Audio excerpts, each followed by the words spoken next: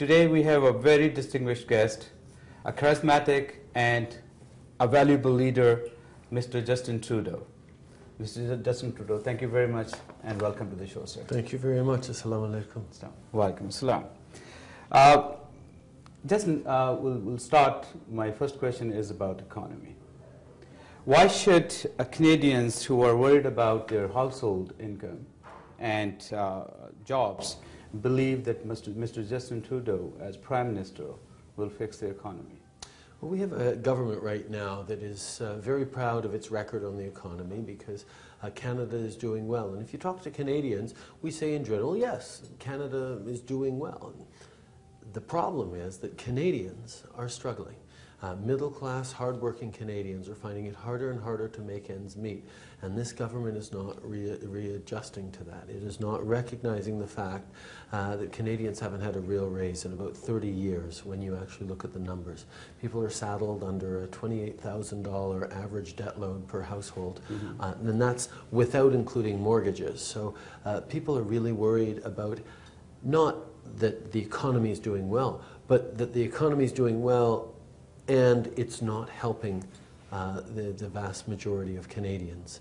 So our focus is on restoring prosperity to the middle out economics, as it were, making sure that Canadians who work hard to succeed are actually being able to benefit from the opportunities and the stability that affords them.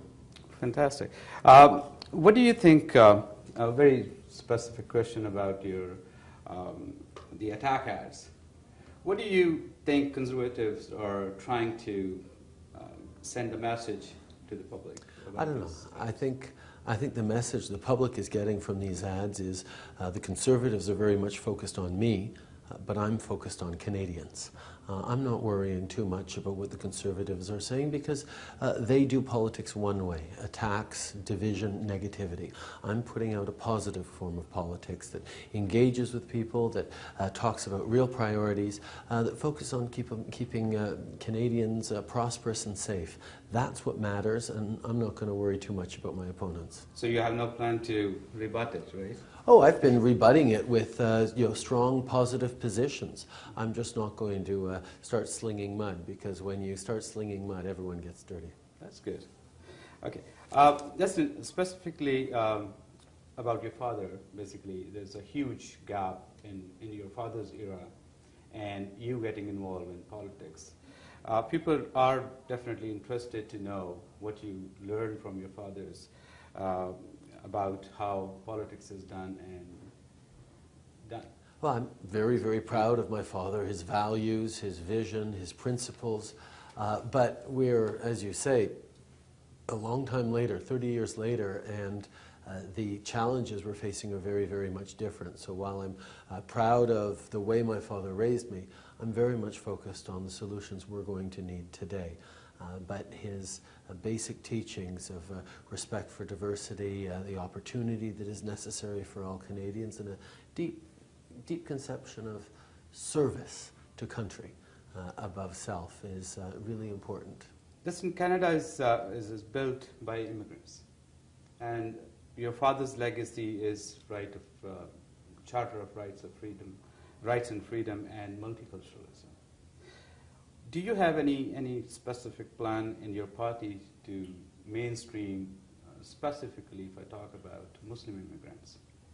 Well, I think one of the challenges we're facing is a real issue with people finding good jobs once they get here, jobs that reflect their professional qualifications and their capacity. My riding in Montreal has a large number of the Arab community from Morocco, Tunisia, and Algeria, and there's a real frustration because these are educated people with degrees in engineering and in various health sciences fields who are finding it extremely difficult to get their professional credentials recognized. We need to do an awful lot better of easing access into the job market for our new Canadians, because it doesn't make any sense that people would come here from around the world and then not be put to use building both their own prosperity, their children's future, and the future of this country. Thank you.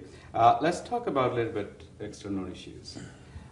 You know that Sita was an independent development agency before, and now the government has absorbed it into Foreign Affairs, Ministry of Foreign Affairs. Do you think it's right? I don't actually think that's the right question. The fact that Sita is within Foreign Affairs is not in of itself a bad thing, because I could see a government that really believes in Sita choosing to merge the two to be more efficient, to work together, to able to enhance Sita's role. My concern is that this government has never much been interested in development work, has never really supported Sita, and therefore this move is more about burying Canada's development agency rather than helping it do its job better, and that's why I'm very, very worried about what this government's approach is on Sita. Don't you think that this will affect our capability to reach the more needy people around the world?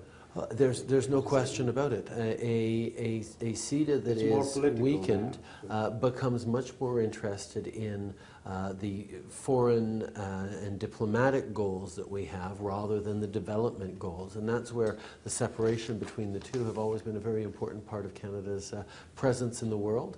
Having the two agencies both strong, the fact that we're reducing our development presence is worrisome for me.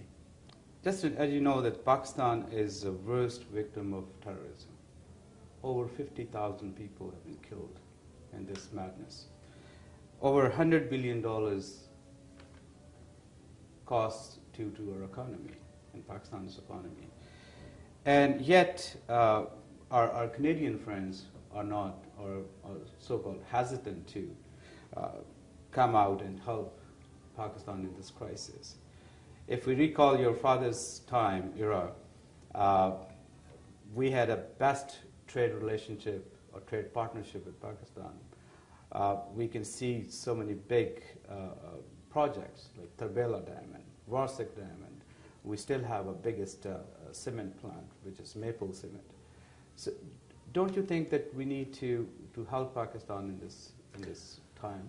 I think one of the things that is challenging Pakistan right now is it's having trouble dealing with one of the things that Canada does very well and always has done very well, which is handle its diversity.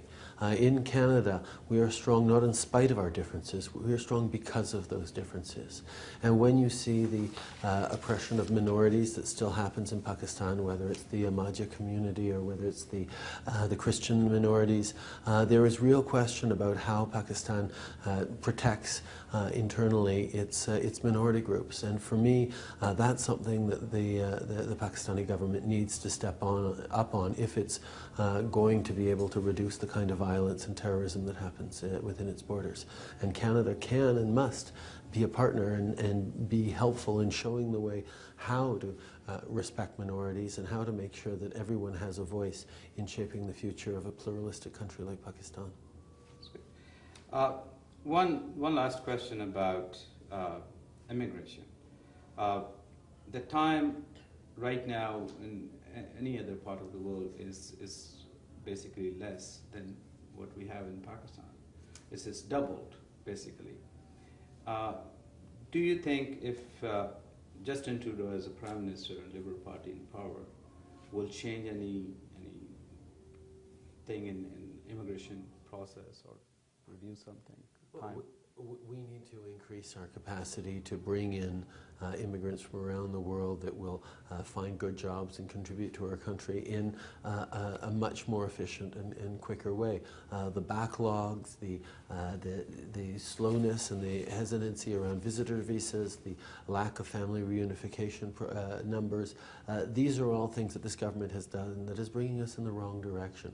Canada will always be a country that welcomes people from around the world and does better because of the hard work of people who come and believe in returning the favor and building a better country because of the opportunities we've offered them. We have to make sure we accompany those people with the right kinds of integration tools and ease them into the shared public values that define us as a country. But the challenge we have is right now a government that doesn't believe in immigration as a tool for not just economic progress, but social progress. And that's something we have to turn around as a Liberal government. Mr. Justin Trudeau, thank you very much for giving us the time. Such a pleasure. Thank you.